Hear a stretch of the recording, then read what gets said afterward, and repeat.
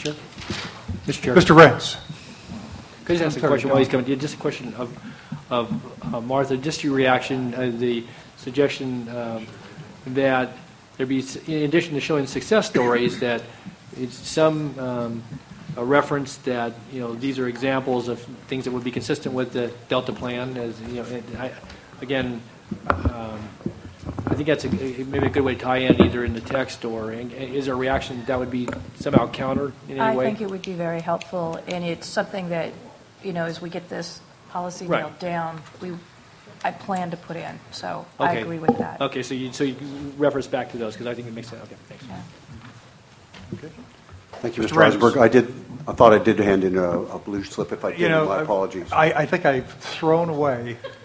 And I'm going to look at the list of who I threw away, which is probably psychologically important. There's a pile you could crumple up a blue piece of paper, but you may not be able to crumple up me. Anyways, first of all, Mark Rentz from Association of California Water Agencies, and also on the behalf of the Ag Urban Coalition. And I'd like to just take a second to step back because we've been spending the past 2 days really looking at the nuts and bolts of these specific issues. And I kind of like to reference some opening comments I made when I sat for 2 days a couple weeks ago on the panel. And I want to reaffirm the point that ACWA and the coalition, generally speaking, is pleased with the advancements we've made in the 6th draft. We've come a long ways from the 5th draft, and many of our concerns have been addressed in part or in whole. But it's not surprising as you dig down the nuts and bolts and we're turning the corner on the last corner that there are significant issues that still need to be worked through, and that includes WRP1, of course, which has been a concern of ours for at least 12 months, if not longer. And I do want to thank, I know it's redundant, but I think it's worth being redundant. I want to thank Mr. Fiorini, Mr. Johnston, and staff. I know Joe and Martha, and I'm sure others, Jessica, were involved in this effort to address some of our concerns and to provide a more clear, in your mind, a more clear structure of WRP1.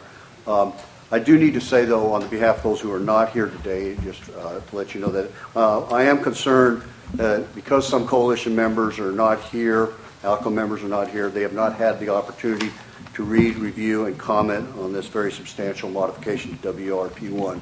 I understand, Joe, that there will be a public comment period, but there's a difference between, as we all know, a not too subtle difference between commenting language that's already in play and commenting on language that's proposed to be put in play before it actually becomes part of the document. So I just felt like I needed, on the behalf of those who are not here today, to make that comment.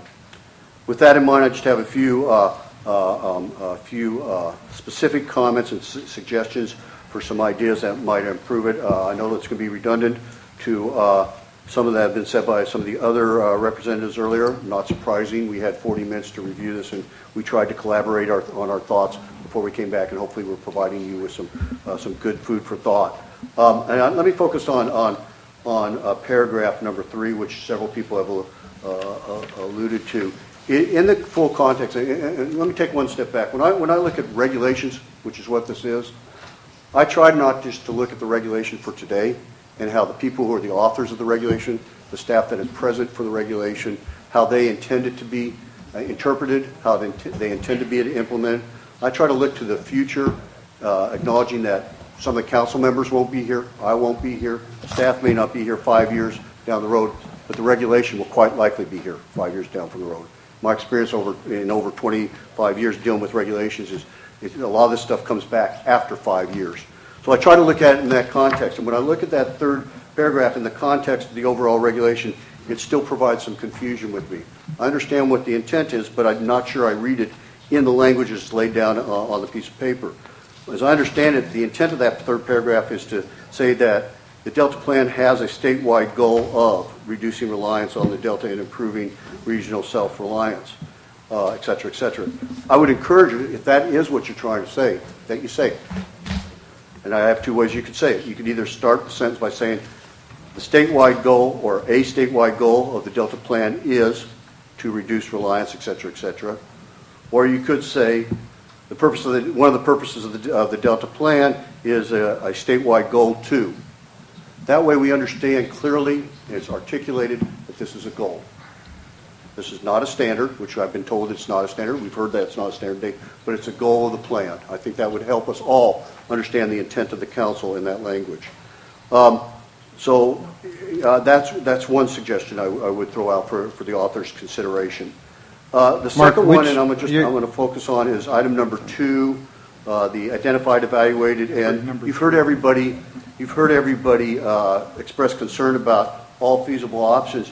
The way I read that language, and if I read it in the context of the very last paragraph, an unintended consequence is that some options may be, from a water manager standpoint, may be feasible and part of his or her planning efforts, but if it is expected that they commence implementation of all feasible options, it may at that point shift the gears on them and say it's not feasible.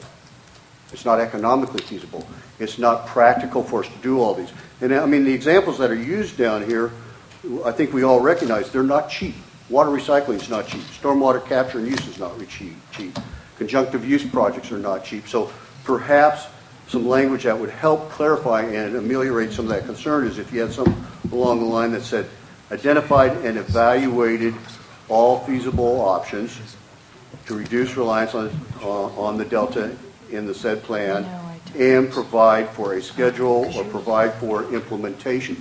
So you recognize, I understand what the point is. You don't want people just to identify options. You want them to demonstrate a commitment to, at some point in time, implementing those options. So maybe that gives us the flexibility that we're all striving for, so that what could be feasible from achieving the co-equal goals, achieving that statewide goal. Could you write down those words when you finish your?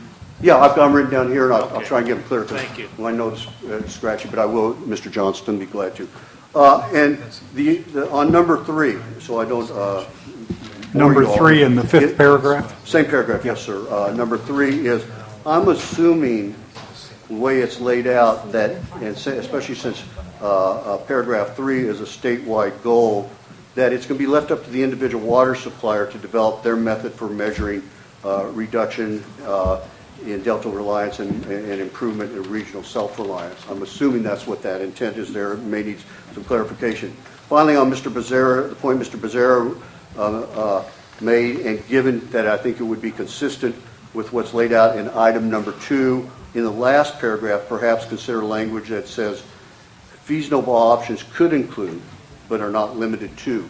The way that language is stated there, it implies to me that they should include every single one of those options. And that may not, as we all know, that may not be realistic for all regions. So those are my suggestions. I will write them down, handwrite them down, and hand them off to Mr. Johnston or staff, whoever you want. But okay. Again, let me close by saying, Mr. Eisenberg and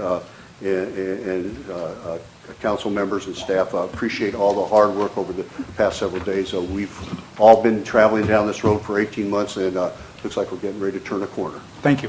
Thanks.